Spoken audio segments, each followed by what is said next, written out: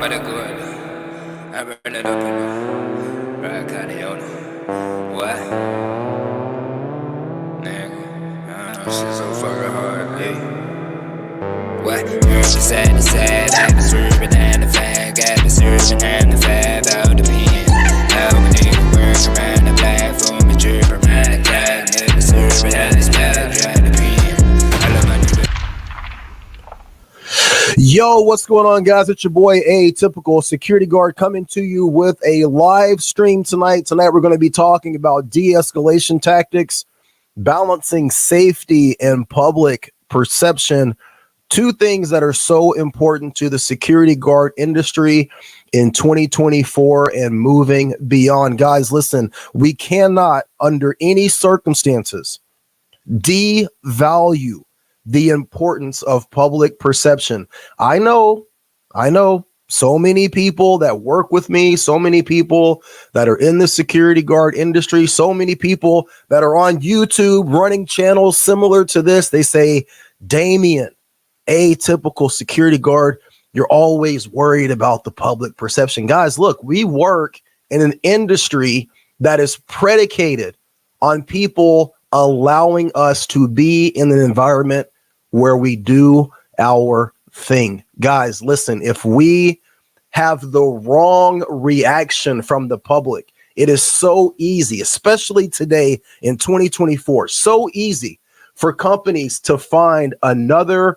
provider that will come in and underbid the contract, that will offer anything and everything that they want to hear. It is so important now more than ever for us to understand the importance of optics and safety and being able to provide a service while also remaining employed. How do we do that? How do we navigate the situation that we're in right now, where more eyes are on our industry than ever before? All of the things that came down the pipe in 2020 for police, that came down the pipe with the defund the police movement, that have all shown to have not worked, that have all shown to be detrimental to every city where it's been implemented.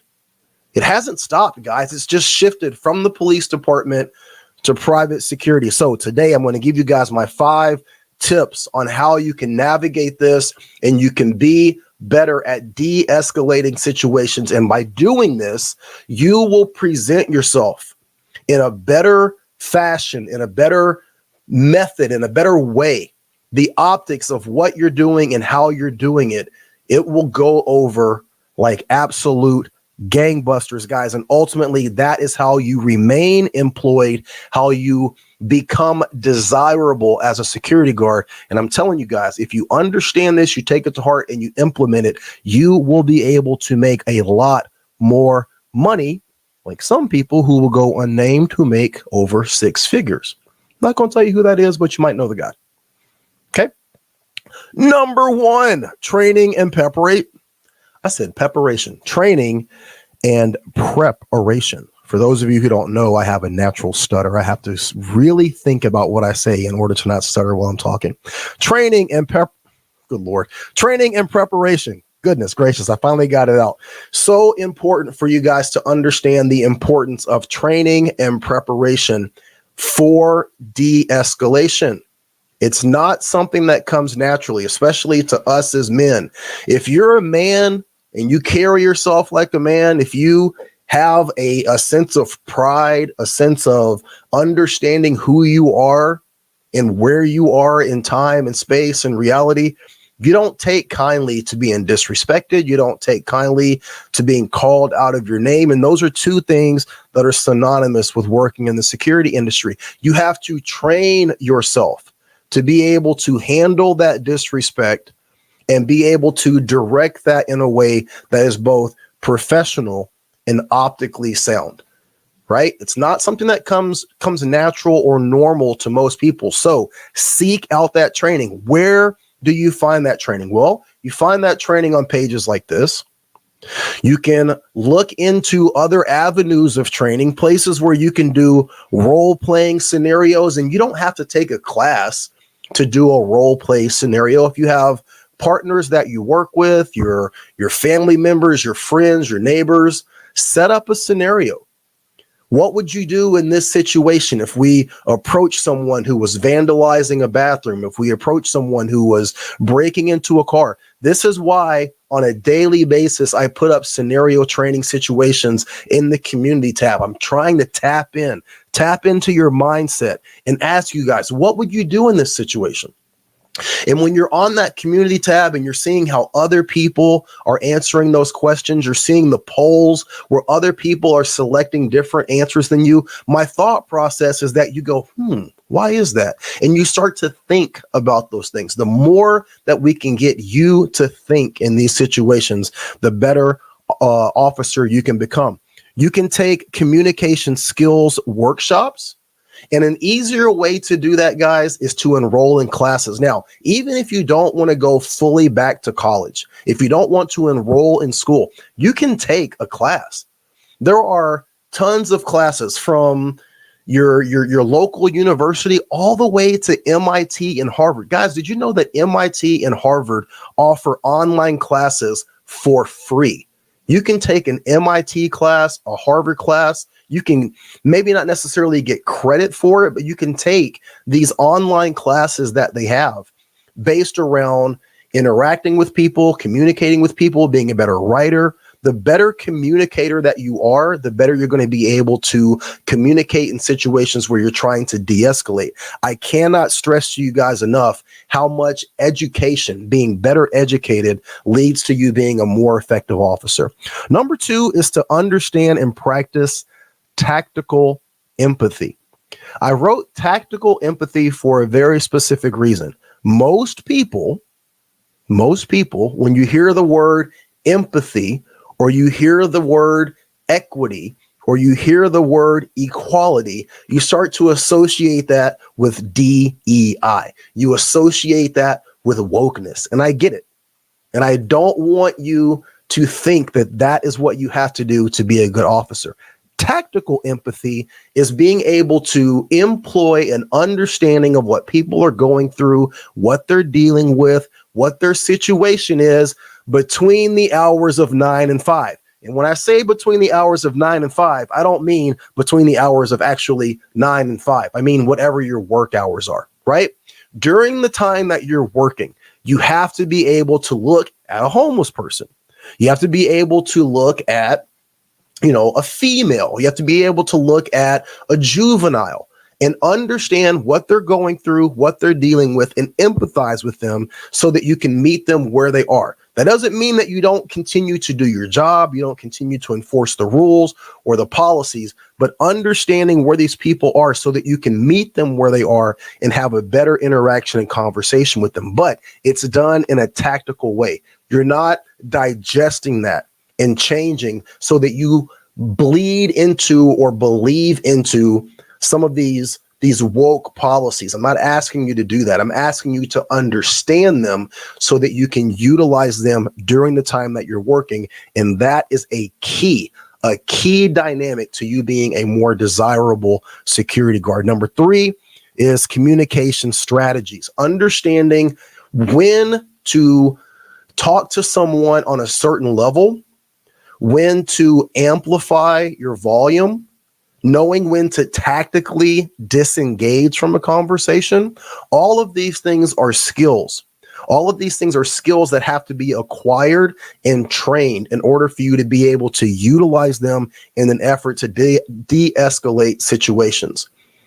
Knowing when to utilize what type of language. And when I say this, I mean not automatically going to the highest pitched volume when you're dealing with someone, not automatically leaning into those cuss words or those more aggressive types of language. Now, those interactions and those usage of communication skills like that, there are times where that's what's necessary, but you need to be able to discern when and where that's applicable. And that comes down to communication strategies. Number 4 is cultural competency. Again, this tends to trend and tread into that woke area where a lot of people say, I don't want anything to do with it. Guys, listen to me. When I come on here and I talk about these things, I'm not saying this because that is what I feel or what I believe. However, we live in a society and we work in a society where this type of understanding is not only required, but it's expected, right? It's expected that you have a sensitivity to minorities. It's expected that you have an understanding of the LGBTQ community. It's expected, right? And if you're working in a corporate capacity, and a lot of you ask questions on how do I work these contracts where I can make, 60, 70 grand? How do I work these contracts where I can make six figures? Those contracts are in the corporate sector. And the only way for you in 2024 and beyond to work in a corporate setting and be able to command that type of salary is for you to be able to work in an environment where that is prevalent, where that is something that is talked about on a daily basis. It's something that is understood, something that is perpetuated. And whether you agree with it or not, being able to navigate it. This is the biggest issue that I have seen in trying to speak to security guards, coach security guards, and talk to security guards and put them in a position where they can be more successful and more desirable. It's like, hey, you have to be able to navigate these environments. These are the environments where the money's at. Okay. And if you can't work in those environments and conversate, talk to, deal with, and interact with people who not only embody that type of cultural position, but they exercise and embody that type of ideology. If you can't converse with them and talk to them and work with them where they are, you will not be able to work in that environment. And that's where the money is. Okay. Whether you like that or not, I'm telling you that that's the truth. Okay. As someone who is currently in that environment. Number 5 is risk assessment. What does that mean? Understanding the situations that you are approaching. De-escalation, a lot of it comes from being able to look at the situation and quickly ascertain, is this a dangerous situation, a potentially dangerous situation, an inconvenience, or not a problem at all? And those situations are fluid. They can change very quickly. It can be not a problem at all and quickly become a dangerous life or death situation. But for you as the security officer, in order to de-escalate those situations, you have to know where you are at what point in time. And that all comes from training. That all comes from being better educated. That all comes from having a better understanding of different socioeconomic and demographics and cultural sensitivity. Everything that I've listed, all of that comes into play for you to be able to adequately assess the risk in any situation that you're involved in. That's the key, right? De-escalation over everything else. Guys, we talked about in an earlier video tonight the shooting that happened in Florida, the police officers that are utilizing a direct action first mode of dealing with people. We cannot afford that in private security. We can't. In 2024 and beyond, there are too many people in that legislative branch of government in so many different states and ultimately at the federal level that are looking to cut our knees out from underneath us. We have to be better at de-escalating. It has to be something that has to be at the absolute forefront of what we're trying to accomplish in our community. Before I get off of here, let's get a couple of comments. PBE, I'm on time tonight and on my way to duty. What's up, bro? The acorns are out there. That's right. Everybody, please be careful and watch out for acorns. You never know when they're going to just pop up and start popping off shots, right? ZC says, let's go. Hope you're feeling a little better tonight. I'm getting over COVID. I'm doing all right. This will be my last live stream for tonight. I'm going to have some pizza and lay on the couch. All right.